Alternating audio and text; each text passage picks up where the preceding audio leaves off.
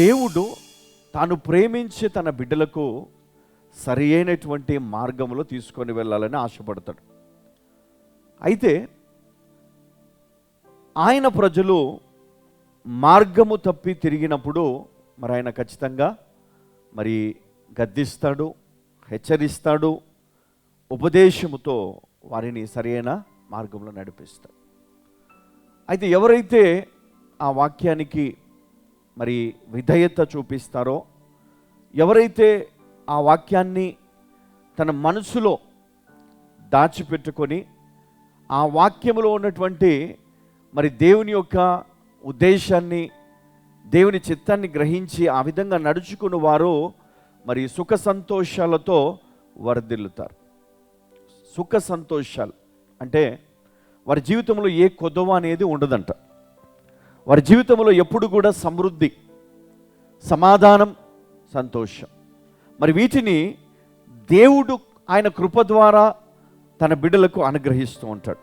ఎవరైతే ఈ వాక్యానుసారము జీవిస్తారో ఆ వ్యక్తులను దేవుడు ప్రత్యేకంగా మరి వారు పోషిస్తాడంట. ఎలా? వాక్యము ద్వారా, మరి ఆయన ఆత్మ ద్వారా ఆయన నడిపిస్తూ వారి లైఫ్లో ఆయన ఇచ్చిన వాగ్దానాలన్నీ నెరవేరుస్తూ వస్తాడు.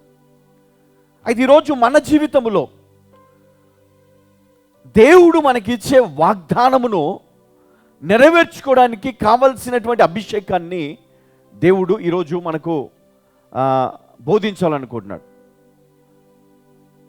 అభిషేకం గురించి చాలాసార్లు విన్నాం, చాలాసార్లు ప్రార్థన చేశాము, చాలా ఉపవాస ప్రార్థనలు చేశాము. అయితే ఈరోజు మన వాక్యంలోనికి వెళ్తే మరి ముందుగా ఒక వ్యక్తిని మనం జ్ఞాపకం చేసుకుందాం. ఈ వ్యక్తి పేరు యోబు. ఇక్కడ 1వ అధ్యాయము 1వ వచనం ఒకసారి చదవండి. ఊజు దేశమునందు యోబు అను ఒక మనుషుడు ఉండెను. అతడు యథార్థవర్తనుడును న్యాయవంతుడునై దేవుని యందు భయభక్తులు కలిగి చెడుతనము విసర్జించిన వాడు. దేవుని యందు భయభక్తులు కలిగి చెడుతనమును విసర్జించిన వాడు. అతనికి 7 కుమారులను 3 కుమార్తెలను కలిగిరి. అతనికి 7,000 గొర్రెలను 3,000 ఒంటెలను 500 జతల ఎడ్లును 500 ఆడుగాడిదలను కలిగి బహుమంది పనివారును అతనికి ఆస్తిగా నుండెను గనుక తూర్పు దిక్కు జనులందరిలో అతడే గొప్పవాడుగా నుండెను. చాలమ్మా, ఇది మీరు అండర్లైన్ చేసుకోండి.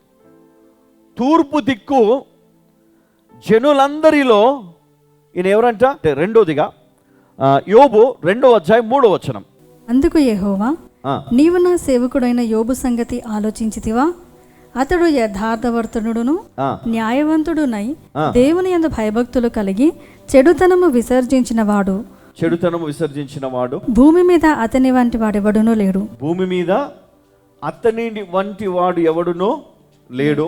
నిష్కారణముగా అతనిని పాడు చేయుటకు నీవు నన్ను ప్రేరేపించినను అతడు ఇంకను తన యథార్థతను వదలక నిలకడగానున్నాడనగా. ఇంకను తన యథార్థతను వదలక ఎట్లా ఉన్నాడంట? నిలకడగా ఉన్నాడంట, మండివాడిగా ఉన్నాడంట, యథార్థత వదలక. అయితే ఇక్కడ మనం 2 విషయాలు మనం గమనిస్తా ఉన్నాం. ఒకటి, దట్ మ్యాన్ వాస్ బ్లేమ్లెస్. మరి ఆయన జీవితంలో యథార్థవంతునిగా ఉన్నాడు. అతని పైన ఏమి నేరాలు కానీ అతనిలో లోపాలు కానీ మరి ఏం కనపడటం లేదు. ఎందుకంటే ఆయన దేవునికి భయపడువాడని, దుష్టునికి దూరముగా ఉన్నవాడని మనం తెలుసుకున్నాం కదా. ఈ 2 విషయాలు మీకు అర్థమైనాయి. వాక్యములో ఉన్నట్టుగా అతడు యథార్థవంతుడు, నీతిమంతుడు, మరి అతడు దేవునికి భయపడువాడని మరి సాతానికి తెలుసు. అందుకే సాతానుడు అతన్ని ముట్టలేదు. ఇంతవరకు బాగుంది. అతనికి చాలా ఆస్తి ఉంది కదా. ఎంత ఆస్తి ఉందంట అమ్మా? 1వ అధ్యాయంలో మళ్ళీ ఒకసారి. అతనికి 7,000 గొర్రెలను 3,000 ఒంటెలను 500 జతల ఎడ్లును 500 ఆడుగాడిదలను కలిగి బహుమంది పనివారును అతనికి ఆస్తిగా నుండెను. అంటే ఇంకా చాలా కదా, చాలా రిచ్ అంటే చాలా రిచ్. మరి ఈయన ఎందుకు ఇంత గొప్పగా ఆశీర్వదించబడ్డాడు? ఎందుకు నీతిమంతుడయ్యాడు? ఎందుకు యెహోవా దేవుడు సాతాను ఎదుట ఆయన గురించి సాక్ష్యం ఇచ్చుచున్నాడు? ఎందుకంటే ఆయన దేవునికి భయపడువాడని. ఈ సృష్టి అంతా కూడా ఎట్లా డిజైన్ చేయబడిందంటే, దేవుని మాటకు లోబడి ఈ సృష్టిలో ఉన్న ప్రతిదీ, గాలి కావచ్చు, నీరు కావచ్చు, సూర్యుడు కావచ్చు, చంద్రుడు కావచ్చు, మరి ఈ లోకంలో చెట్లు కావచ్చు, ప్రాణులు, ప్రతిదీ దేవునికి లోబడాలి. ప్రతిదీ దేవునికి లోబడాలి. ఎందుకంటే దేవుని మాట విని ఆ విధంగా ఈ లోకంలో మనం చూస్తాం. ప్రతిదీ దేవునికి లోబడి.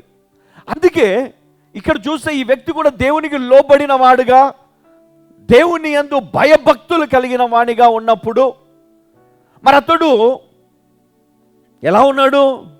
స్థిరంగా ఉన్నాడంట, నీతి విషయంలో, యథార్థత విషయంలో.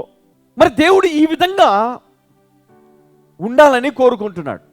మరి అలాంటి వ్యక్తులను, ఆ విధంగా జీవించే వ్యక్తిని దేవుడు ఎట్లా ఆశీర్వదిస్తాడంటే, యోబును ఆశీర్వదించినంత. హల్లెలూయా.